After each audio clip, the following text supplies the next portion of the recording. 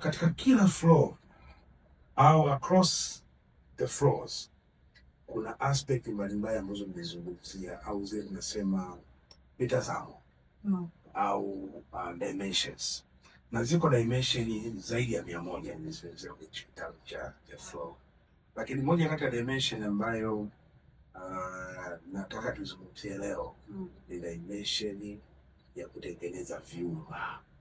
Okay. Kwa nimezungumzia kwamba kuna dimension ya decision making. Kuna dimension ya kuupdate mafaili. Yaani kuupdate mafaili ni kwamba mtazamo wa watu ambao kuna watu wana mtazamo kuhusu wewe. Yes. Ule mtazamo unatakiwa ujifunze sio mtazamo, tuseme zile narratives.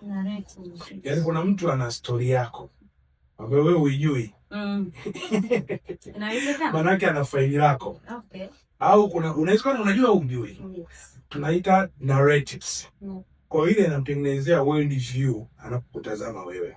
Kuna mwingine anaweza kuwa na narratives nzuri sana kuhusu wewe, mwingine anaweza kuwa na narratives negative, mwingine hajui chochote. Kuna nyingine ulizitengeneza mwenyewe, kuna nyingine zimetengenezwa na watu wengine. Aidha kwa wema au kwa namna nyingine. So zile narratives zinatengeneza mtazamo wa watu wanapokutazama wewe. Kwa hiyo inatengeneza faili. Kwa hiyo mtu anakuwa na mafaili kuhusu wewe. Kwa hiyo ukizungumza au akikuona ukatokea, kuna namna fulani anakutazama, anakuchukulia kulingana na narratives alizonazo. Sasa hiyo narratives ni mada ya siku nyingine. Leo nataka tuzungumzie kuhusu vyumba.